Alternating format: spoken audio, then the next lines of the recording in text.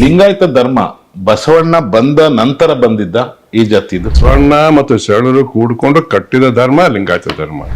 ಲಿಂಗಾಯತ ಅಂದ್ರೆ ಹಿಂದೂನ ಅಲ್ವಾ ಸರ್? ಅಲ್ಲ, ಒಂದು ಅರ್ಥದಲ್ಲಿ ಹೌದು, ಒಂದು ಅರ್ಥದಲ್ಲಿ ಅಲ್ಲ. ಓಕೆ, ಸೊ ನೀವ್ ಒಂದ್ ಹೇಳ್ತೀರಾ, ಒಂದ್ ಕಡೆ ಒಪ್ಕೊಂತೀರಾ, ಒಂದ್ ಕಡೆ ಇಲ್ಲ ಅಂತೀರಾ. ಯಾಕಂದ್ರೆ ಎರಡು ಹೌದು. ಇಲ್ಲ ಅನ್ನೋದು ಯಾವ್ದಕ್ಕೆ? ಈಗ ಇಲ್ಲ ಅನ್ನೋದಕ್ಕೆ ಹೇಳಿದ್ರೆ ಇಲ್ಲ ಅನ್ನೋದು ಯಾವ್ದಕ್ಕೆ? ಧಾರ್ಮಿಕವಾಗಿ ಅಲ್ಲ, ಭೌಗೋಳಿಕವಾಗಿ ಹೌದು. ಹಿಂದೂ ಧರ್ಮಕ್ಕೆ ಯಾವುದೇ ತರ ಗ್ರಂಥ ಇಲ್ಲ ಅಂತ ಹೇಳ್ತಾರೆ. ಇಲ್ಲ, ವೇದದಲ್ಲಿ ಬರುವಂತ ದೇವತೆಗಳು ಇವತ್ತು ಭಾರತದಲ್ಲಿ 190% ಇಲ್ಲ. ಸೊ ಇವಾಗ ಏನು ಹಿಂದೂ ಅಂತ ಹೇಳ್ತಾರೆ, ಇವ್ರಿಗೆಲ್ಲ ಇತಿಹಾಸನೇ ಗೊತ್ತಿಲ್ಲ ಅಂತ ಹೇಳ್ತಾ ಇದ್ರು ತಾವು. ಇತಿಹಾಸ ಇಲ್ಲ ಅಂತ ಯಾವ ಮೂರ್ಖನು ಹೇಳಾರೆ? ಬೇರೆ ಧರ್ಮಕ್ಕೆ ಹೋಲಿಸಿ ಈ ಧರ್ಮದಲ್ಲಿ ನಿಶ್ಚಿತವಾದಂತ ಸಿದ್ಧಾಂತಗಳು ಇಲ್ಲ. ಬಹಳ ಗಂಭೀರ ಶಬ್ದ ಇದು, ಸುಪ್ರೀಂ ಕೋರ್ಟ್ ಹೇಳಿದಾರೆ ಅದನ್ನ. ಓಕೆ, ಅಲ್ಲ ಈಗ ಯಾರಿಗೂ ಕ್ಲಾರಿಟಿ ಇಲ್ಲ ಅಂತ ಅಂದ್ಮೇಲೆ ಯಾರನ್ನ ಕೇಳೋದು? ಅದೇ ಹಿಂದೂ ಧರ್ಮ. ಕ್ಲಾರಿಟಿ ಇಲ್ದೇ ಇರೋದೇ ಹಿಂದೂ ಧರ್ಮ ನಿಮ್ ಪ್ರಕಾರ ಹಾಗಾದ್ರೆ? ಹೂನ್ರಿ, ಇಲ್ಲಿ ನೋಡ್ರಿ, ಅವ್ರು ಹೇಳ್ತಾರೆ ಜನನ ಮರಣದ ಕುತ್ತದಲ್ಲಿ ಕುದಿದು ಸತ್ತವರ ಕಥೆ ಇದಲ್ಲ. ಅಧಿಕಾರಕ್ಕಾಗಿ ನೋಡುವ ಹೋರಾಟ ರಾಜಕೀಯ, ಸತ್ಯಕ್ಕಾಗಿ ನೋಡುವ ಹೋರಾಟ ಧರ್ಮ. ಎಷ್ಟು ಸತ್ಯ ಸುಳ್ಳು ಬೇರೆ ಕತೆ. ಹಿಂದುತ್ವ ಹೆಸರು ಹೇಳ್ಕೊಂಡು ಕಾಂಗ್ರೆಸ್ ಆಗ್ಲಿ, ಜೆಡಿಎಸ್ ಆಗ್ಲಿ, ಬಿಜೆಪಿ ಅವರಾಗ್ಲಿ, ಯಾರೇ ಆಗ್ಲಿ ಇದನ್ನ ಜನಗಳನ್ನ ಮಂಗ ಮಾಡೋದು ಎಷ್ಟು ಸರಿ ಸರ್ ಹಾಗಾದ್ರೆ? ಈಗ ಯಡಿಯೂರಪ್ಪನವರು ಬಸವನ ಹೆಸರು ಹಿಡ್ಕೊಂಡು ಪ್ರತಿಜ್ಞೆ ಮಾಡಿದ್ರು. ಈ ಬಸವನ ದ್ರೋಹ ಬಗೆಲಿಲ್ವಾ ಅವರು? ಈ ರಾಜಕೀಯ ಸಿದ್ಧಾಂತಗಳ ಮರಳಾಗಿ ನೀವು ಮಂಗಗಳಾಗಬೇಡಿ. ಲಿಂಗಾಯತ ಧರ್ಮ ಬಸವಣ್ಣ ಬಂದ ನಂತರ ಬಂದಿದ್ದ ಈ ಜಾತಿದು. ಬಸವಣ್ಣ ನಂತರ ಅಲ್ಲ, ಬಸವಣ್ಣನ ಕಾಲದಲ್ಲಿ ಬಂದ. ಯಾಕಂದ್ರೆ ಬಸವಣ್ಣ ಮತ್ತು ಶರಣರು ಕೂಡ್ಕೊಂಡು ಕಟ್ಟಿದ ಧರ್ಮ ಲಿಂಗಾಯತ ಧರ್ಮ. ಅದಕ್ಕಿಂತ ಪೂರ್ವದಲ್ಲಿ ಇರ್ಲಿಕ್ಕೆ ಸಾಧ್ಯ ಇಲ್ಲ. ನಂತರದಲ್ಲಿ ಅದು ಬೆಳೀತು. ಹುಟ್ಟಿದ್ದು ಮಾತ್ರ 12ನೇ ಶತಮಾನದ ಉತ್ತರಾರ್ಧದಲ್ಲಿ ಬಸವಣ್ಣ ಮತ್ತು ಶರಣರಿಂದ. ಲಿಂಗಾಯತ ಅಂದ್ರೆ ಹಿಂದೂನ ಅಲ್ವಾ ಸರ್? ಅಲ್ಲ, ಒಂದು ಅರ್ಥದಲ್ಲಿ ಹೌದು, ಒಂದು ಅರ್ಥದಲ್ಲಿ ಅಲ್ಲ. ಒಂದು ಅರ್ಥದಲ್ಲಿ ಹೌದು ಅಂತ ಹೇಳ್ತೀರಾ, ಇನ್ನೊಂದು ಅರ್ಥದಲ್ಲಿ ಇಲ್ಲ ಅಂತ ಹೇಳ್ತೀರಾ? ಏನ್ ರೀಸನ್? ಅದು ಕಾರಣ ಅಂದ್ರೆ ಸ್ಪೆಸಿಫಿಕೇಶನ್. ಈ ಹಿಂದೂ ಅನ್ನುವಂತ ಶಬ್ದ ಬಂದಿರುವುದೇನೆ ಭೌಗೋಳಿಕವಾಗಿ ನಾವೆಲ್ಲರೂ ಹಿಂದೂಗಳು. ಇನ್ ದ ಸೆನ್ಸ್ ನಾವು ಈ ಭಾರತದಲ್ಲಿ ಹುಟ್ಟಿದೀವಿ, ಭಾರತದಲ್ಲೇ ಬೆಳೆದಿವಿ, ಭಾರತದಲ್ಲೇ ಬದುಕ್ತಾ ಇದ್ದೀವಿ. ಆ ಅರ್ಥದಲ್ಲಿ ಎಲ್ಲಾ ಭಾರತೀಯರು ಹಿಂದೂಗಳೇ, even including Muslims. Yes, because Indians naturally. ಇದಕ್ಕೆ ನೀವು ಇನ್ನೂ ಹೋಗ್ಬೇಕಾಯ್ತಂದ್ರೆ ಹಿಂದುತ್ವ ಪುಸ್ತಕದಲ್ಲಿ ಸಾವರ್ಕರ ಹೇಳ್ತಾರೆ, ಬಹಳ ಇಂಟ್ರೆಸ್ಟ್, ಹಿಂದೂ ಯಾರು ಅಂತ.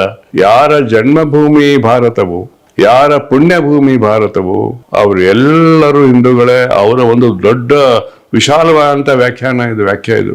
ಆ ಅರ್ಥದಲ್ಲಿ ನೀವು ಲಿಂಗಾಯತರನ್ನ ತಗೊಳ್ಳಿ, ಜೈನರನ್ನ ತಗೊಳ್ಳಿ, ಬೌದ್ಧರನ್ನ ತಗೊಳ್ಳಿ, ಸಿಖ್ಖರನ್ನ ತಗೊಳ್ಳಿ, ಇವರು ಧರ್ಮ ಹುಟ್ಟಿದ್ದನೇ ಭಾರತದಲ್ಲಿ. ಇವರು ಹುಟ್ಟಿದ್ದೆಲ್ಲ ಭಾರತದಲ್ಲಿನೇ. ಈಗ ಕೆಲವು ಫಾರಿನ್ ಹೋಗ್ತಾರೆ, ಇಲ್ಲಿ ಹುಟ್ಟುಬಿಟ್ಟು ಅಲ್ಲಿ ಹೋಗ್ತಾರೆ, ಅಥವಾ ಅಲ್ಲಿ ಹುಟ್ಟೋರು ಇರ್ಬೋದು. ಬಟ್ ಮೂಲ ಧರ್ಮ ಹುಟ್ಟಲಾಗಿದ್ದು ಅವ್ರು ಭಾರತದ ಭೂಮಿಯಲ್ಲೇ ಹುಟ್ಟಿದ್ದಾರೆ. ಭಾರತ ಭೂಮಿಯಲ್ಲೇನೆ ಅವ್ರ ಪುಣ್ಯ ಭೂಮಿ, ಅಂದ್ರೆ ಧರ್ಮ ಸ್ಥಾಪನೆ ಭೂಮಿ. ಅವರ ಧರ್ಮ ಸ್ಥಾಪಕರ ಸಮಾಧಿಗಳೆಲ್ಲ ಇಲ್ಲೇ ಇರೋದು. ಅಂತವರೆಲ್ಲ ಇಂಡಿಯನ್ಸ್ ಅಂತ ಹೇಳುವ ಅರ್ಥದಲ್ಲಿ ಲಿಂಗಾಯತರು ಹೌದು. ಅದ್ರಾಗ ಎರಡು ಮಾತು ಇಲ್ಲ. ಬಟ್ ಕೆಲವೊಂದು ಈಗ ಪೊಲಿಟಿಕಲಿ ನೀವು ಮೊನ್ನೆ ಪೊಲಿಟಿಕಲಿ ಬಿಟ್ಬಿಟ್ರಿ, ಪಾಲಿಟಿಕ್ಸ್ ಇಸ್ ಇರೆಲೆವೆಂಟ್. ನಾನು ಧಾರ್ಮಿಕವಾಗಿ ಬೇರೆ, ಕರೆಕ್ಟ್, ಧಾರ್ಮಿಕವಾಗಿ ಬೇರೆ. ಈಗ ನೀವು ಹೇಳಿದ್ರು, ನಾನು ಭೌಗೋಳಿಕ ಅರ್ಥದಲ್ಲಿ ಹೌದು, ಎರಡು ಮಾತಿಲ್ಲ. ಯಾವನ್ ಡಿಸ್ಪ್ಯೂಟ್ ಮಾಡಲ್ಲ, ಮಾಡುವಂಗಿಲ್ಲ, ಮಾಡುವಂತ ಇಲ್ಲ, ಮಾಡಿಲ್ಲ ಕೂಡ. ಆದ್ರೆ ಧಾರ್ಮಿಕವಾಗಿ ವೈದಿಕ ಧರ್ಮದ ಮೂಲ ತತ್ವಗಳಲ್ಲಿ ಮತ್ತೆ ಲಿಂಗಾಯತ ತತ್ವಗಳಲ್ಲಿ ಬಹಳ ಭಿನ್ನ ಇದೆ. ಆ ಭಿನ್ನತೆಯಿಂದಾಗಿ ಇದು ಮತ್ತೊಂದು ಪರ್ಯಾಯ ಧರ್ಮ, ವಿರೋಧ ಧರ್ಮ ಅಲ್ಲ, ಪರ್ಯಾಯ ಮತ್ತೊಂದು ಧರ್ಮ. ಹಾಗೆ ಜೈನರ ಧರ್ಮ ವೈದಿಕ ಧರ್ಮಕ್ಕೆ ಪರ್ಯಾಯವಾಗಿ ಇನ್ನೊಂದಿದೆ. ಆ ತರ ಬೌದ್ಧ ಧರ್ಮ ಹೇಗೆ ಪರ್ಯಾಯವಾಗಿ ಬಂದಿದೆ, ಹಾಗೆ ಸಿಖ್ ಧರ್ಮ ಹೇಗೆ ಪರ್ಯಾಯವಾಗಿದೆ, ಹಾಗೆ ಆ ಅರ್ಥದಲ್ಲಿ ಬೌದ್ಧ, ಜೈನ, ಸಿಖ್ ಧರ್ಮ, ಲಿಂಗಾಯತರು ಕೂಡ ಪರ್ಯಾಯ ಧರ್ಮ.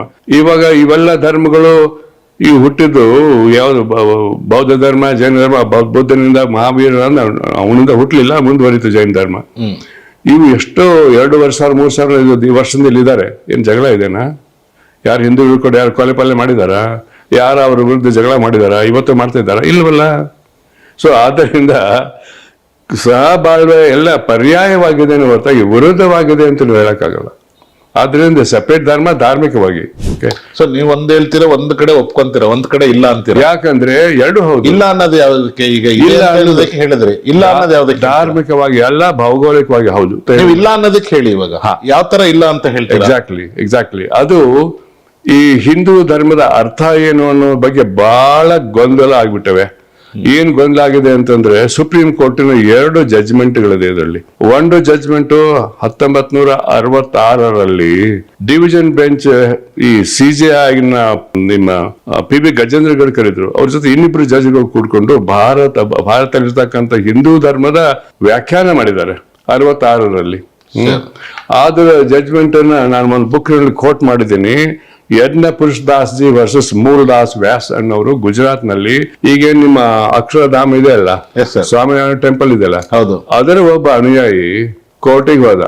ಕೋರ್ಟಿಗೆ ಹೋಗಿ ಏನ್ ಹೇಳಿದಂದ್ರೆ ಇದು 1966 ಅಲ್ಲ, ಅವ್ರು ಕೋರ್ಟಿಗೆ ಹೋದ ಅದಕ್ಕಿಂತ ಪೂರ್ವ, ಅದಕ್ಕಿಂತ ಮುಂಚೆ ಹೋಗಿರ್ತಾರೆ, ಬಟ್ ಅದು ಜಡ್ಜ್ಮೆಂಟ್ ಬಂದಿರೋದು ಆ ಟೈಮ್ ಅಲ್ಲಿ. ಹೌದು. ಅಲ್ಲಿ ಏನಾಯ್ತು ಅಂದ್ರೆ ಇದು ಮೂಲ್ದಾಸ್ ವ್ಯಾಸ್ ಅಂತಿದ್ದಲ್ಲ, ಅವನು ದಲಿತ ಅಂದ್ರೆ ಆ ಹಿಂದಿನ ಕಾಲ ಅಸ್ಪೃಶ್ಯ ಅನ್ನುವಂತ ಒಬ್ಬ ವ್ಯಕ್ತಿ, ಅವರ ಸಂಘಟನೆಯ ಒಬ್ಬ ಪ್ರತಿನಿಧಿ. ಅವರೆಲ್ಲ ಏನ್ ಮಾಡಿದ್ರು, ಮುಂಬೈನಲ್ಲಿ ಮಂದಿರ ಪ್ರವೇಶ ಕಾಯ್ದೆ ಮಾಡಿದ್ರು, ಟೆಂಪಲ್ ಎಂಟ್ರಿ ಆಕ್ಟ್ ಅಂತ. ಅದರ ಕೆಳಗಡೆ ಅವರು ಸ್ವಾಮಿನಾರಾಯಣ ಗುಡಿಗೆ ಒಳಗೆ ಹೋಗ್ಬಿಟ್ರು. ಯಾರು? ಈ ಹಿಂದಿನ ಶೂದ್ರರು. ಅದಕ್ಕೆ ಸ್ವಾಮಿನಾರಾಯಣ ಪಂಥದವರು ಅವಕಾಶ ಕೊಡ್ಲಿಲ್ಲ. ಆದ್ರಿಂದ ಸ್ವಾಮಿನಾರಾಯಣ ಪಂಥದವರು ಬಾಂಬೆ ಹೈಕೋರ್ಟ್ಗೆ ಹೋಗಿ ಇವ್ರು ಒಳಗೆ ಬರ ನೋಡ್ಕೊಳ್ಬೇಕು ಅಂತ ಅವರು ರಿಟ್ ಪೆಟಿಷನ್ ಹಾಕಿದ್ರು. ರಿಟ್ ಆಫ್ ಮ್ಯಾಂಡೇಮಸ್ ಅಥವಾ ರಿಟ್ ಆಫ್ ಪ್ರೊಹಿಬಿಷನ್ ಸರ್ಟಿ ಅವರು ಹಾಕಿದ್ಮೇಲೆ ಪ್ರೊಹಿಬಿಷನ್ ಹಾಕಿದ್ಮೇಲೆ ಅದು ಅಲ್ಲಿಂದ ಅವ್ರ ನಡುವೆ ಆದ ಒಟ್ಟು ಕೊನೆ ಸುಪ್ರೀಂ ಕೋರ್ಟಿಗೆ ಹೋಯ್ತು. ಅಲ್ಲಿ 3 ಬಂತು ಜಡ್ಜ್ಮೆಂಟ್ ಬಂದಿದೆ. 3 ಮೆಂಬರ್ ಬೆಂಚ್. ಅಲ್ಲಿ ಅವ್ರು ಏನ್ ಹೇಳ್ತಾರೆ ಅಂದ್ರೆ, ಹಂಗಾದ್ರೆ ಹಿಂದೂ ಅಂದ್ರೆ ಏನು ಅಂತ ಡೆಫಿನೇಷನ್ ಮಾಡಕ್ ಹೋಗಿ 7 ಮುಖ್ಯ ಲಕ್ಷಣಗಳನ್ನ ಅವರು ಅಲ್ಲಿ ಹೇಳಿದ್ದಾರೆ. ಕ್ಲಿಯರ್ ಆಗಿ ಜಡ್ಜ್ಮೆಂಟ್ ಅಲ್ಲೇ ಹೇಳಿದ್ದಾರೆ. ನೀವು ಅವಾಗ್ಲೇ ಒಂದು 2 ಪಾಯಿಂಟ್ ಕೂಡ ಹೇಳಿದ್ರಿ. ಅದು ಕವರ್ ಆಗಿದೆ. ನಮ್ಮ ಅದರಲ್ಲಿ ಅದರ ಮೂಲ ಲಕ್ಷಣಗಳು ಸುಪ್ರೀಂ ಕೋರ್ಟ್ 1966 ಮಾಡಿದಂತ ಒಂದು ನಿರ್ಣಯದ ಪ್ರಕಾರ ಹೀಗಿದೆ. ಮೊದಲೇದೇನು, ಹಿಂದೂ ಅನ್ಬೇಕಾಯ್ತಂದ್ರೆ ಮೂಲವಾಗಿ ವೇದದಲ್ಲಿ ನಂಬಿಕೆ ಇರಬೇಕು. ವೇದಗಳು ಹೇಳಿದ ವಾಕ್ಯ ಅಂತಿಮ ವಾಕ್ಯ ಅಂತ ನಂಬಬೇಕು. ಅದೇ ಅಲ್ಟಿಮೇಟ್ ಅಥಾರಿಟಿ, ವೇದಿಕ್ ಅಥಾರಿಟಿ ಅಂತಾರೆ. ವೇದಗಳನ್ನು ನಂಬಬೇಕು. ವೇದಿಕದಲ್ಲಿ ಹೇಳಿದಂತ ವೇದಗಳಲ್ಲಿ ಹೇಳಿದಂತ ಮಾತು ಅಂತಿಮ ಸತ್ಯ ಅಂತ ಒಪ್ಕೊಳ್ಬೇಕು. ಅಂದ್ರೆ ಮಾತ್ರ ಇದು ಮೊದಲನೇ ಲಕ್ಷಣ ಅದು ಈ ಹಿಂದೂ ಧರ್ಮದ್ದು. ಎರಡನೇದು ಕರ್ಮ ಸಿದ್ಧಾಂತ ಒಪ್ಕೊಳ್ಬೇಕು. ಕರ್ಮ ಸಿದ್ಧಾಂತ ಕೇವಲ ಆಕ್ಷನ್ ಅಲ್ಲ, ಅದು ಮಚ್ ಮೋರ್ ದನ್ ದಟ್, ಅದಕ್ಕಿಂತ ಬೇರೆದು. ಮೂರನೇದು ಪುನರ್ಜನ್ಮ ನಂಬಬೇಕು. ನಾಲ್ಕನೇದು ಹಿಂದೂ ಧರ್ಮಕ್ಕೆ ಯಾವುದೇ ಒಂದು ನಿಶ್ಚಿತವಾದ ಸಿಂಗಲ್ ಗ್ರಂಥ ಇಲ್ಲ, ಒಂದೇ ಗ್ರಂಥ ಇಲ್ಲ, ಬಹಳಷ್ಟು ಗ್ರಂಥಗಳಿದೆ. ನಾನು ಹೇಳ್ಬಿಡ್ತೀನಿ ಹೆಸರು. 4 ವೇದಗಳು, 18 ಪುರಾಣಗಳು, 18 ಶಾಸ್ತ್ರಗಳು, 114 ಉಪನಿಷತ್ತುಗಳು, ಇವೆಲ್ಲ ಸೇರಿದ ಹಿಂದೂ ಧರ್ಮ ಅಂತಂದ್ರೆ, ಈಗ ಬೈಬಲ್ ಟೈಪ್ ಮುಸಲ್ಮಾನರಿಗೆ, ಕ್ರಿಶ್ಚಿಯನ್ರಿಗೆ, ಕುರಾನ್ ಟೈಪ್ ಈಗ ಮುಸಲ್ಮಾನರಿಗೆ ಇದ್ದಂಗೆ ಇಲ್ಲಿ ಹಿಂದೂ ಧರ್ಮಕ್ಕೆ ಯಾವುದೇ ತರ ಗ್ರಂಥ ಇಲ್ಲ ಅಂತ ಹೇಳ್ತಾರೆ. ಇಲ್ಲ, ಒಂದೇ ನಿಶ್ಚಿತವಾದ ಗ್ರಂಥ ಇಲ್ಲ. ಆ ಗ್ರಂಥಗಳ ರಾಶಿಯೇ ಇದೆ, ಗೊತ್ತಾ. ಈಗ ಮುಸಲ್ಮಾನರಲ್ಲಿ ಹಂಗಿಲ್ಲ, ಒಂದೇ ಗ್ರಂಥ. ಈ ಕ್ರಿಶ್ಚಿಯನ್ರಿಗೆ ಹಂಗಿಲ್ಲ, ಒಂದೇ ಗ್ರಂಥ. ಜ್ಯೂಸ್ಗಳಿಗೆ ಹಂಗಿಲ್ಲ, ಅದು ಓಲ್ಡ್ ಟೆಸ್ಟಮೆಂಟ್, ಅದು ಒಂದೇ ಗ್ರಂಥ ಅಲ್ಲ, ಅದಕ್ಕೂ ಬಿಡಿ ಬಿಡಿ ಆಗಿದೆ, ಬಟ್ ಓಲ್ಡ್ ಟೆಸ್ಟಮೆಂಟ್ ಅಂತಾರೆ ಅದಕ್ಕೆ. ಹಾಗಿದೆ. ಇಲ್ಲಿ ಹಂಗಿಲ್ಲ. ಇಲ್ಲ ಹಂಗೆ ಇನ್ನು ಕೆಲವು ನೀವು ಹೇಳ್ತಾರದು ಬಿಡಿ ಬಿಡಿ ಆಗಿದೆಯೋ ಅಥವಾ ಬಿಡಿ ಬಿಡಿ ಆಗಿದೆ, ಇವೆಲ್ಲ ಪ್ರಾಪರ್ ಆಗಿ ಯಾವ್ದು ಇಲ್ವಾ ಅಂತ ಹೇಳ್ತಾರೆ. ಅಲ್ಲ, ಪ್ರಾಪರ್ ಆಗಿ ಯಾವ್ದಿಲ್ಲ. ಅಲ್ಲಿ ಏನ್ ಹೇಳ್ತಾರೆ, ಶಾಸ್ತ್ರಗಳು ವೇದ ಮೂಲದಿಂದ ಹುಟ್ಟಿವೆ ಅಂತ ಹೇಳ್ತಾರೆ. ಕೆಲವಾದಾಗಿಲ್ಲ. ನಾನು ನಿಮ್ಗೆ ಒಂದೇ ಉದಾಹರಣೆ ಹೇಳ್ಬಿಡ್ತೀನಿ. ವೇದದಲ್ಲಿ ಬರುವಂತ ದೇವತೆಗಳು ಇವತ್ತು ಭಾರತದಲ್ಲಿ 190% ಇಲ್ಲ. ನಿಮ್ಗೆ ಸರ್ಪ್ರೈಸ್ ಆಗ್ಬೋದು. ಇವತ್ತು ನಾವೇನು ಶಿವ, ವಿಷ್ಣು, ಬ್ರಹ್ಮ ಅಂತ ಹೇಳ್ತೀವಿ, ಅವು ವೇದದಲ್ಲಿ ಬಂದಿಲ್ಲ ರೀ. ನಿಮ್ಗೆ ವಿಚಿತ್ರ ಅನ್ಸ್ಬೋದು. ವೇದದಲ್ಲಿ ಬಂದಂತದ ಪ್ರಜಾಪತಿ ಬ್ರಹ್ಮ ಬರ್ತಾನೆ. ಪ್ರಜಾಪತಿ ಬ್ರಹ್ಮ ಅಂದ್ರೆ ಇವರೇ ಬ್ರಾಹ್ಮಣ ಅಂತ ಆಮ್ರೆ ಇಟ್ಕೊಂಡಿದ್ದ ಕಥೆ ಅದೆಲ್ಲ. ಈಗ ಹಾಗೆ ಬರ್ತಾರೆ. ಈಗ ನಾವು ಲಕ್ಷ್ಮಿ, ಸರಸ್ವತಿ, ಪಾರ್ವತಿ ಅಂತ ಹೇಳ್ತೀವಿ. ಸರಸ್ವತಿ ಇದ್ದಾಳೆ, ಪಾರ್ವತಿ ಲಕ್ಷ್ಮಿ ಇಲ್ಲ ಅಲ್ಲಿ. ಹೀಗೆ ವಿಸ್ತೃತ ಕಥೆ ಇದೆ ಅದು. ಬ್ರಹ್ಮ ಯಾವಾಗ ಹುಟ್ಕೊಂಡ ಚಾಂದಾಗ ಉಪನಿಷತ್ ನೋಡ್ಬೇಕು ನೀವು, ಆಯ್ತಲ್ಲ. ವೇದದಲ್ಲಿ ಏನಿದೆ, ನಿಸರ್ಗ ದೇವತೆಗಳು. ವರುಣ ಅಂದ್ರೆ ಯಾರು? ಅಗ್ನಿ ಅಂದ್ರೆ ಬೆಂಕಿ, ವರುಣ ಅಂದ್ರೆ ಮಳೆ, ವಾಯು ಅಂದ್ರೆ ಗಾಳಿ. ಇವೆಲ್ಲ ನೈಸರ್ಗಿಕ ಶಕ್ತಿಗಳು. ಅದನ್ನ ಪೂಜೆ ಮಾಡ್ತಿದ್ರು ವೇದಿಕ ಧರ್ಮದಲ್ಲಿ. ಅಲ್ಲಿ 33 ದೇವರುಗಳ ಪೂಜೆ ಮಾಡಿದ್ದಾರೆ. 33. ಇವತ್ತು ಆ ಧರ್ಮದ ಆ ಹೆಸರುಗಳು ನಿಮ್ಗೆ ಗೊತ್ತಿದೆ, ಆದ್ರೆ ಪೂಜೆ ಮಾಡೋದಿಲ್ಲ ಇವತ್ತು. ಇದು ಇಂದ್ರ, ಅಗ್ನಿ, ವಾಯು, ವರುಣ, ಇವೆಲ್ಲ ದೇವತೆಗಳು ಆಗಿಂದು. ಇಳ, ಭಾರತಿ, ಇವೆಲ್ಲ ಆಗಿನ ಹೆಸರುಗಳು. ಸೊ ಇವಾಗ ಏನು ಹಿಂದೂ ಅಂತ ಹೇಳ್ತಾರೆ, ಇವ್ರಿಗೆಲ್ಲ ಇತಿಹಾಸನೇ ಗೊತ್ತಿಲ್ಲ ಅಂತ ಹೇಳ್ತಾ ಇದ್ರು ತಾವು. ಇಲ್ಲ ರೀ, ಇದು ಇತಿಹಾಸ ಅಲ್ಲ, ಇದು ಪೌರಾಣಿಕ ಅಥವಾ ಒಂದು ವೇದಿಕ ಧರ್ಮ ಗ್ರಂಥಗಳು. ಇದರಲ್ಲಿ ಕೆಲವು ಇತಿಹಾಸ ಮೇಲೆ ಪಾಯಿಂಟ್ಸ್ ಇದೆ. ಇತಿಹಾಸ ಇಲ್ಲ ಅಂತ ಯಾವ ಮೂರ್ಖನು ಹೇಳಾರೆ. ಇದೇ ಇತಿಹಾಸ ಅವ್ರು ಇರೋದು. ಇಲ್ಲಿ ಬಂದ ಹಾಗೆ ಅಂದ್ರೆ ಇತಿಹಾಸ ಅಂದ್ರೆ ಪುರಾವೆಗಳು ಕೆಲವೊಂದು ಇಲ್ಲ ಅಂತ ಇಲ್ಲ, ಹಂಗೆ ಹೇಳಕ್ ಬರುದಿಲ್ಲ. ಪುರಾವೆಗಳಿದೆ, ಅದರ ಸ್ವಭಾವ ಹೇಳ್ತೀನಿ, ಲಕ್ಷಣಗಳು ಹೇಳ್ತಾ ಇದ್ದೀನಿ ನಾನಲ್ಲ, ಸುಪ್ರೀಂ ಕೋರ್ಟ್ ಹೇಳಿದ್ದು. ಕರೆಕ್ಟ್. ಅದನ್ನ ಅವ್ರು ತಗೊಂಡಿದ್ದು ತಿಳಕರ ಡೆಫಿನೇಷನ್ ದಿಂದ. ಲೋಕಮಾನ್ಯ ತಿಳಕರು ಹೇಳಿದ್ದಾರೆ, ತಿಳಕರು ಹಿಂಗ್ ಪ್ರಕಾರ ಹೇಳಿದ್ದಾರೆ ಅಂತ. ಅದರಲ್ಲಿ ಜಜ್ಮೆಂಟ್ ಆಗಿದೆ. ಅದು ಬಹಳ ಉದ್ದ ಜಜ್ಮೆಂಟ್, 100 ಪುಟದ ಜಜ್ಮೆಂಟ್ ಇದೆ. ಅದೆಲ್ಲ ಕೊಟ್ಟಿದ್ದಾರೆ. ಅವರು ಈಗ ನೀನು ಹೇಳಿದೆ ನಿಶ್ಚಿತವಂತ ಒಂದೇ ಧರ್ಮ ಗ್ರಂಥ ಇಲ್ಲ. ಈ ಇದರಲ್ಲಿ ಒಂದು ಸಿದ್ಧಾಂತ ಇಲ್ಲ, 6ಗಳಿದೆ. ಹಿಂದೂ ಫಿಲಾಸಫಿ ಒಂದಿಲ್ಲ, 6 ಸಿಸ್ಟಮ್ಸ್ ಇದೆ, 6 ಇದೆ. 6ರಲ್ಲಿ ಅವೆಲ್ಲ ಏನಿದೆ ಅಲ್ಲ ಬಹಳ ವಿಚಿತ್ರವಾದ. ನೀವು ಯೋಗ, ಮೀಮಾಂಸಾ, ನ್ಯಾಯ ಇವೆಲ್ಲ ಹಿಂದೂ ಬೇರೆ ಬೇರೆ ಧರ್ಮಗಳಂತ 6 systems of Indian philosophy. Hindu ತತ್ವಶಾಸ್ತ್ರದ 6 ಸಿದ್ಧಾಂತಗಳು ಬರ್ತವೆ, ಒಂದಲ್ಲ. ನೆನ್ಪಿಟ್ಕೊಳ್ಳಿ.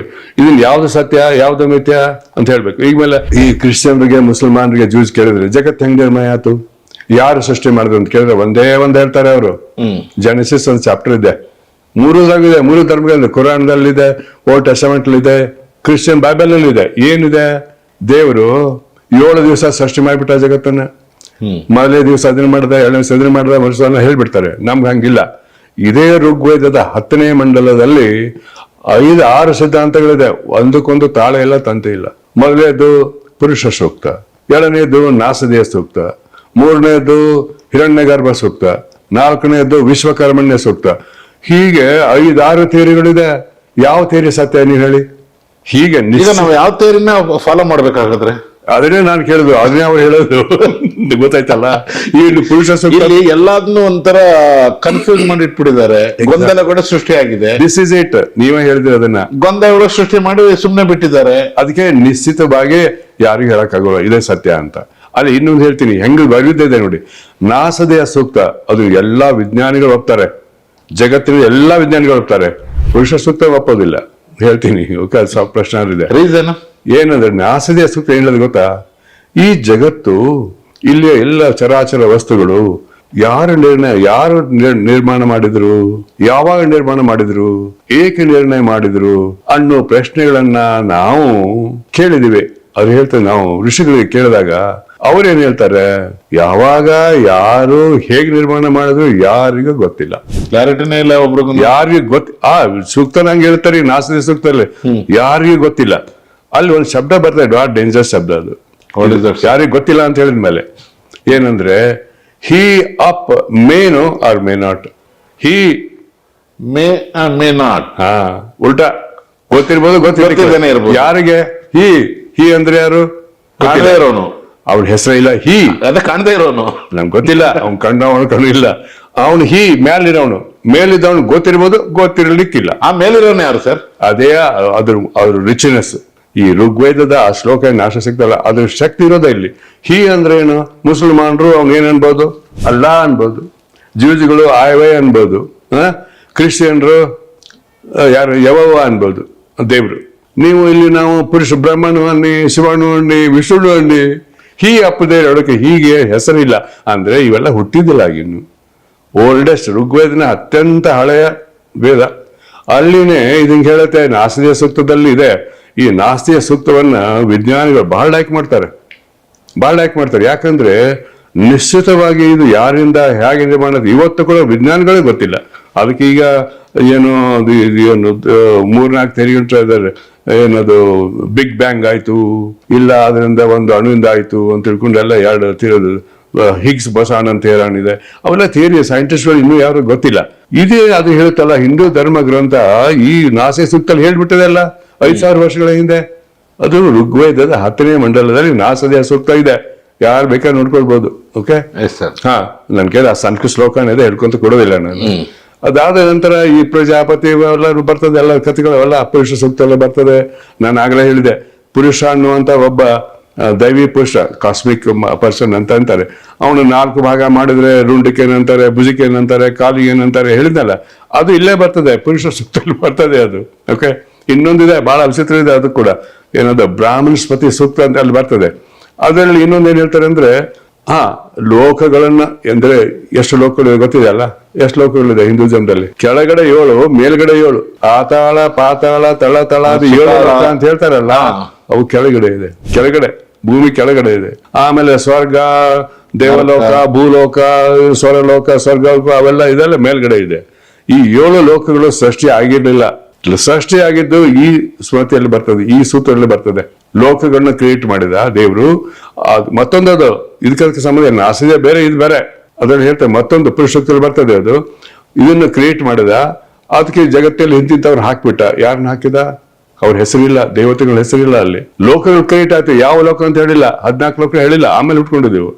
ಈಗ 14 ಲೋಕದಲ್ಲಿ ಯಾರ್ಯಾರಿದ್ದಾರೆ ಅಂತ ಹೇಳಿಲ್ಲ, 14 ಲೋಕ ಕ್ರಿಯೇಟ್ ಆಯ್ತು ಅಂತ ಹೇಳಿಲ್ಲ ಅವನು ಲೋಕ ಬೇರೆ ಬೇರೆ. ಮತ್ತೆ ಯಾರು ಈ 14 ಲೋಕ ಕ್ರಿಯೇಟ್ ಮಾಡಿದ್ದು? ಆಮೇಲೆ ಪುರಾಣಗಳು.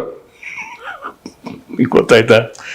ಮತ್ತೆ ಯಾವ ಆಧಾರದ ಮೇಲೆ ಒಬ್ಬ ಮನುಷ್ಯ, ಈಗ ಯಾರೋ ಮಗು ಹುಟ್ಟುತ್ತೆ, ಒಬ್ಬ ಮನುಷ್ಯ ಅಲ್ಲ, ಭಾರತೀಯರು ಹಿಂದೂಗಳು ಅಂತ ಹೇಳಿ, ಹಿಂದೂಗಳು, ಈಗ ನಾನು ನಂಬೇಕು ಅಂದ್ರೆ ಯಾವ ಆಧಾರದ ಮೇಲೆ ನಂಬೇಕು ನಾನು? ನೀವೇ ವಿಚಾರ ಮಾಡಿ, ಹಿಂಗಿದೆ ಕನ್ಫ್ಯೂಷನ್. ಅದಕ್ಕೆ ಸುಪ್ರೀಂ ಕೋರ್ಟ್ ಹೇಳಿದೆ, ಬೇರೆ ಧರ್ಮಕ್ಕೆ ಹೋಲಿಸಿ ಈ ಧರ್ಮದಲ್ಲಿ ನಿಶ್ಚಿತವಾದಂತ ಸಿದ್ಧಾಂತಗಳು ಇಲ್ಲ. ಬಹಳ ಗಂಭೀರ ಶಬ್ದ ಇದು, ಸುಪ್ರೀಂ ಕೋರ್ಟ್ ಹೇಳಿದಾರೆ ಅದನ್ನ. ಓಕೆ, ಮೋಕ್ಷಕ್ಕೆ ದಾರಿಗಳು ಒಂದೇ ಇಲ್ಲ, ಬಹಳ ದಾರಿಗಳಿದೆ. ನೀವು ಯಾವ್ದು ನಂಬ್ತೀರಿ ನೀವ್ ಹೇಳ್ಬಿಡಿ. ಯಾವ್ದು ನಂಬೇಕು? ಇವಾಗ ಯಾರಾದ್ರು ಈಗ ನಿಮ್ಮಂತವ್ರು ಹೇಳಿದ್ರೆ ದೊಡ್ಡವರು ಅದನ್ನೇ ನಂಬ್ಕೊಂತೀವಿ. ನಾನ್ ನಂಬೇಡ್ರಿ, ಧರ್ಮಗಳನ್ನ ಕೇಳಿ ನೀವು. ನನ್ನ ಧರ್ಮಗಳು ಅಲ್ಲ, ಶಂಕರಾಚಾರ್ಯ ಕೇಳಿ, ಒಂದ್ ಹೇಳ್ತಾರೆ. ಅಲ್ಲ, ಈಗ ಯಾರಿಗೂ ಕ್ಲಾರಿಟಿ ಇಲ್ಲ ಅಂತ ಅಂದ್ಮೇಲೆ ಯಾರನ್ನ ಕೇಳೋದು? ಅದೇ ಹಿಂದೂ ಧರ್ಮ. ಕ್ಲಾರಿಟಿ ಇಲ್ದೇ ಇರೋದೇ ಹಿಂದೂ ಧರ್ಮ ನಿಮ್ ಪ್ರಕಾರ ಹಾಗಾದ್ರೆ? ಹೂನ್ರಿ, ಇಲ್ಲಿ ನೋಡ್ರಿ, ಅವ್ರು ಹೇಳ್ತಾರೆ ಮೋಕ್ಷಕ್ಕೆ ಅನೇಕ ರೀತಿ ಮಾರ್ಗಗಳಿವೆ, ಒಂದಲ್ಲ ಎಂಬ ಸತ್ಯವನ್ನು ಕಂಡುಕೊಳ್ಳುವುದು. ಯಾವ ಮಾರ್ಗ? ಆಮೇಲೆ ಕೆಲವು ಹೇಳ್ತಾರೆ ಜ್ಞಾನ ಮಾರ್ಗ, ಭಕ್ತಿ ಮಾರ್ಗ, ಕರ್ಮ ಮಾರ್ಗ, ಅದು ಕ್ರಿಯೇಟ್ ಮಾಡಿರೋದು ನಂತರದ್ದು. ಆದ್ರೆ ಈ ಮೂಲಲ್ಲಿ ಹೇಳಿಲ್ಲ, ಅದನ್ನು ಸುಪ್ರೀಂ ಕೋರ್ಟ್ ಹೇಳಿದ್ದಾರೆ. ಮೋಕ್ಷಕ್ಕೆ ದಾರಿಗಳು ಬಾಳ, ಮೋಕ್ಷ ಒಂದೇ, ದಾರಿಗಳು ಬಾಳ. ಮೋಕ್ಷ ಅಂದ್ರೆ ಏನು? ಏನ್ರಿ ನಾವೆಲ್ಲ ಬಾಳ ಸಪ್ಲೈ ಮಾಡ್ತೀವಲ್ಲ, ಏನ್ ಅರ್ಥ? ಎದರಿಂದ ಮೋಕ್ಷ ಅಂದ್ರೆ ಏನು? ಇದು ಪುನರ್ಜನ್ಮಕ್ಕೆ ಬರ್ತದೆ. ಈಗ ನೀವು ನಾನು ಈ ಧರ್ಮ ಈ ಒಂದು ನಂಬಿಕೆ ಪ್ರಕಾರ ಎಷ್ಟ್ ಸಲ ಹುಟ್ಟು ಸಾಯ್ತೀವಿ? ಯಾರು ಗೊತ್ತಾ? ಹುಟ್ಟು ಸಾಯೋದು ಸತ್ಯ, ಅವ್ರು ಎಷ್ಟ್ ಸಲ ಗೊತ್ತಿಲ್ಲ. 84 ಲಕ್ಷ ಸಲ.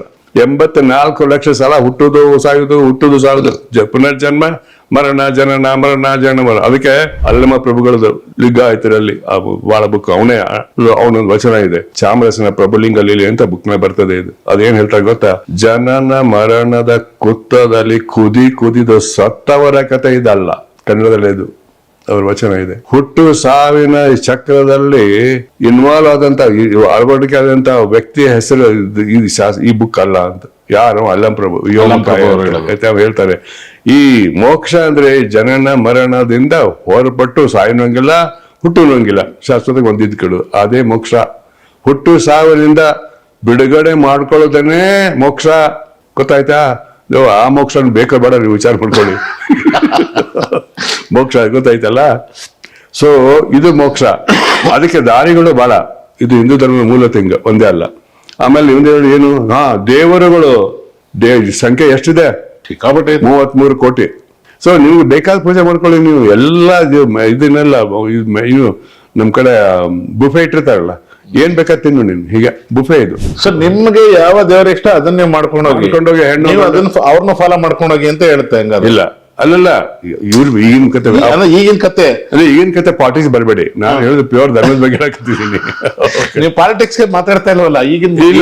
ಸರ್, ನಾನ್ ಕೇಳ್ತಾರೆ, ಪಾಲಿಟಿಕ್ಸ್ ಆಧಾರ ತಲೆ ಇಲ್ಲ, ಅವ್ರ ಎಕ್ಸ್ಪೆಕ್ಟೇಷನ್ ಅಷ್ಟೇ ಇರೋದು. ಪಾಲಿಟಿಕ್ಸ್ ಮಾತಾಡಕ್ ಹೋಗ್ಬಿಡಿ.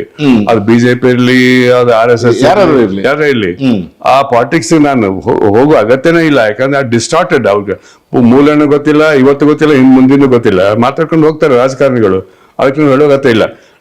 ಅಲ್ಲ, ಈಗ ಮೂಲ ಗೊತ್ತಿಲ್ಲ ಅಂದ್ರೆ, ಬಟ್ ನೆಮ್ಸಕ್ಕೆ ತುಂಬಾ ನೆಮ್ಸಿರ್ತಾರಲ್ಲ ಈಗ, ಅಷ್ಟು ಹಾಗೆ ಮಾಡುತ್ತಾನೆ. ಕಾನ್ವೆಂಟ್ ಅಂತ ಯಾರು ನಿಮ್ ಕಡೆ 1,000 ರೂಪಾಯಿ ನೋಟ್ ಕೊಡಿ, 10,000 ಒಂದು ಡಬ್ಲಿ ಮಾಡ್ಕೊಡ್ತಂತ ಅವ್ರು ಹೆಂಗ್ ಹೇಳ್ತಾರೆ? ಹೀಗೆ ರಾಜಕೀಯ ಸಿದ್ಧಾಂತಗಳು ಹಾಗೆ ಇರೋದು. ಯಾವುದೇ ಸಿದ್ಧಾಂತ ತಗೊಳ್ಳಿ, ರಾಜಕೀಯ ಹಿಂಗೆ ಇರೋದು. ಕಾನ್ಫಿಡೆನ್ಸ್ ಮಾಡ್ಕೊಂಡ್ಬಿಟ್ಟು ದುಡ್ಡು ತಗೊಂಡು ಓಡೋಗ್ಬಿಡ್ತಾರೆ. ಹಿಂಗೆ ನೀವು ಓಟ್ ತಗೊಂಡು ಹೋಗ್ಬಿಡ್ತಾರೆ. ಒಂದಷ್ಟು ರಾಜ ಆಳ್ತಾರೆ, ಆಮೇಲೆ ಮತ್ತೆ ಹೋಗ್ತಾರೆ, ಮತ್ತೆ ಬೇರೆ ಪಕ್ಷ ಹಾಕೊಳ್ತಾರೆ. ಇದೇ ಕತೆ. ಸತ್ಯ ಅಸತ್ಯ ಅಲ್ಲಿ ಇಂಪಾರ್ಟೆಂಟ್ ಅಲ್ಲ.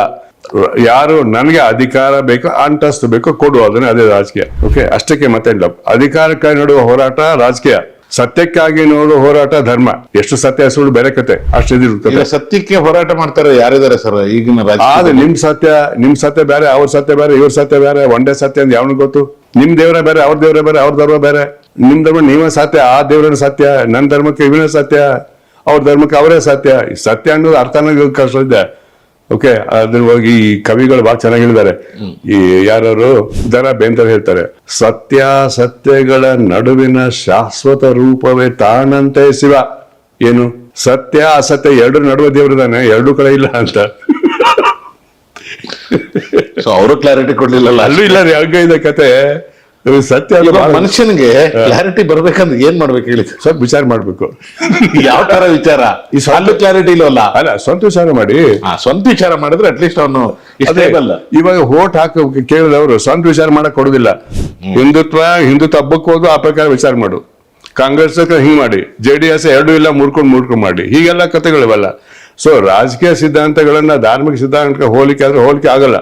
ಅದೇ ಗಲಾಟೆ ನೋಡುದು ಈ ದೇಶದಲ್ಲಿ ನಡೀತಾ ಇರೋದು. ಬರ್ಲಿ, ಹಿಂದುತ್ವ ಹೆಸರು ಹಿಡ್ಕೊಂಡು ಕಾಂಗ್ರೆಸ್ ಆಗ್ಲಿ JDS ಆಗ್ಲಿ BJP-ಯರಾಗ್ಲಿ ಯಾರೇ ಆಗ್ಲಿ ಇದನ್ನ ಜನಗಳನ್ನ ಮಂಗ ಮಾಡೋದು ಎಷ್ಟು ಸರಿ ಸರ್? ಹಾಗಾದ್ರೆ ಅದನ್ನ ಜನ ಉಪಯೋಗ ಮಾಡ್ಬೇಕಲ್ಲ, ಈ ವಿಚಾರ ಮಾಡ್ಬೇಕಲ್ಲ. ಯಾಕಂದ್ರೆ ಹೋಟ್ ಹಾಕೋರು ಇವ್ರು ಹೆಂಗೆ ಅಧಿಕಾರಕ್ಕೆ ಹೆಂಗ್ ಬರ್ತಾರ್ರಿ? ಈಗ ಯಡಿಯೂರಪ್ಪನವರು ಬಸವಣ್ಣ ಹೆಸರು ಹಿಡ್ಕೊಂಡು ಪ್ರತಿಜ್ಞೆ ಮಾಡಿದ್ರು. ಈ ಬಸವಣ್ಣ ದ್ರೋಹ ಬಗಿಲಿಲ್ವಾ ಅವರು? ಯಾವ ರೀತಿ ದ್ರೋಹ ಬಗೆದ್ರೆ ಅಂದ್ರೆ ಈಗ ಬಸವಣ್ಣ ಎಲ್ಲ ಹಿಂದೂ ಧರ್ಮ ಅಂತ ಹೇಳ್ತಾರೆ, ಇದಕ್ಕೆ ಸ್ವಾಮಿ ಕೊಡ್ಲ ಅಂತ ಹೇಳ್ತಾರೆ, ಬಸವಣ್ಣನ ಹಿಂದೂ ಅಂತ ಹೇಳ್ತಾರೆ. ಇದೆಂತ ಕತೆ ಇದು? ಧಾರ್ಮಿಕವಾಗಿ ಹೇಳೋದು. ಅದಕ್ಕೆ ಅವ್ರಿಗೆ ಕ್ಲಾರಿಟಿ ಇರುದಿಲ್ಲ. ಅಧಿಕಾರ ಬೇಕು ಹಿಂಗ್ ಹೇಳೋದ್ರಿ. ಅದಕ್ಕೂ ವಿಚಾರ ಅವ್ರನ್ನ ಅಧಿಕಾರ ತಂದವ್ರು ಯಾರು? ಜನಗಳು ಅಂದ್ರೆ ಯಾರು? ವೋಟರ್ಸ್. ವಿಚಾರ ಮಾಡಿ. ಅದೇ ನಮ್ಮ ಸಂವಿಧಾನ ಏನ್ ಹೇಳಿದೆ? ಪ್ರಜ್ಞಾವಂತ ವಿಚಾರವಂತ ಪ್ರಜೆಗಳನ್ನ ಮಾಡೋದು ಈ ಸಂವಿಧಾನ ಉದ್ದೇಶ. ವಿಚಾರ ಮಾಡ್ರಿ.